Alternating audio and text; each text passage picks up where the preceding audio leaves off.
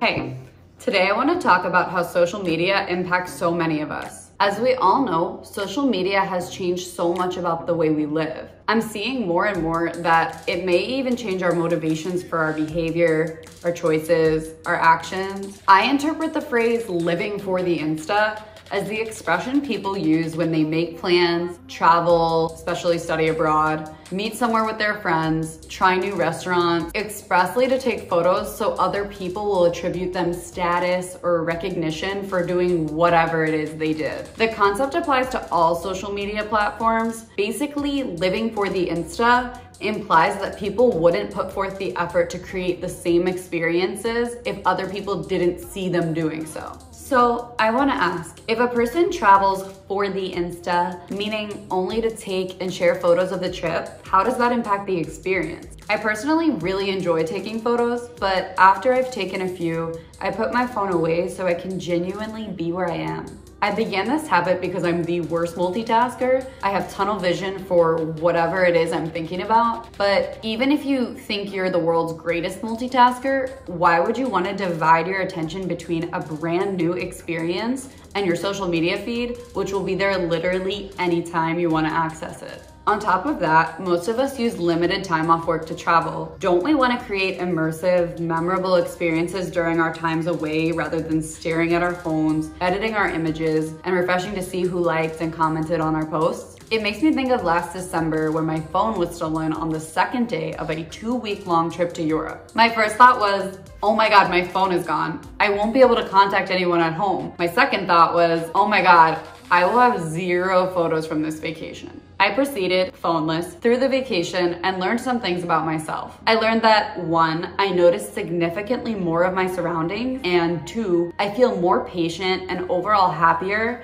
when I'm not absorbed in my iPhone screen with a different stimulus popping up every few seconds. There's a feeling of peace that comes with it. The parts of being phoneless that were difficult, not having Google Maps, not having an alarm clock or Yelp, and not having the ability to tell my parents and close friends that I was doing okay, reminded me what the phone is meant for. So by the time I bought a new one, I felt like I would spend less time scrolling around social media, and it was one of my favorite vacations. I made incredible memories and relaxed more than I had in maybe years. Disconnecting from work email reduced my anxiety, and most importantly for today's discussion, I didn't feel my life was missing anything at all from not being able to post photos and stories online to show everyone my trip. My phoneless time taught me something else, to check back in with my inner voice that tells me what I want to do and why. Without a phone in my hand to share photos and videos through iMessage and Snapchat, I was 100% honest with where I wanted to go, how I wanted to dress, what I wanted to eat, because there would be no influence or feedback from other people. In this way, I think living for the Insta introduces social pressure and social expectations that make us less straightforward about our motivations to do the things we do. To be more honest with ourselves, we can step back from our habits and reassess why we do what we do. Before saying yes to weekend plans, we should ask ourselves, would we go to brunch with that group of girlfriends if there would be no evidence of the experience? If yes, go forth and take photos. Clearly that interaction adds value to our lives. Before booking a trip, we should ask ourselves, would we travel to that destination if not a single soul knew we were going? If yes, we probably have authentic interest in being there,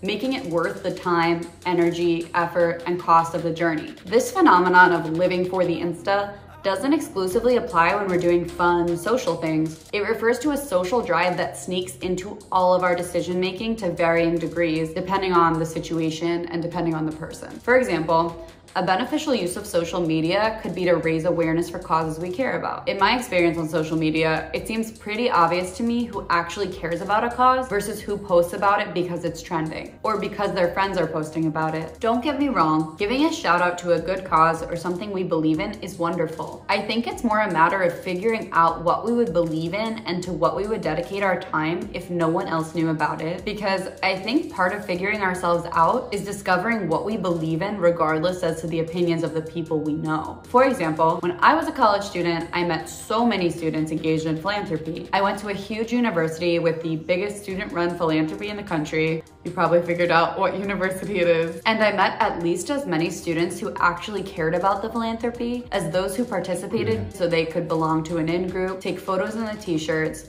put it on their resumes, and go to the parties. Mostly go to the parties. Needless to say, the latter group had much less to do with the success of the organization than the former. In a way, they added bulk without adding value. If these people were completely honest with themselves about what they care about, they could have dedicated their time and energy to something with meaning to them instead of coasting just to fit in. I think what I want to say here is we need to get real with ourselves. I want us all to open a note in our phones or grab a piece of paper and write down the habits, practices, behaviors, activities, hobbies, etc. that would still bring us energy, positivity, and fulfillment even if no one knew we were doing them. For example, here are a few causes I would still believe in even if everyone I know had no idea they mattered to me. Gender equality, animal rights, improving education. So when I see an event or organization supporting these issues, I know that I would derive meaning and purpose from contributing. Here are some destinations I would still visit if no one knew I was going. Cairo, Bali, Beirut. So I know I should invest in making these trips happen when I can afford them. Here are some things I would still buy if no one could ever see that I have them. Matching hoodies and joggers, a beautiful agenda, daily planner, and dainty gold jewelry. I think this is where we can separate our true passions, interests, and desires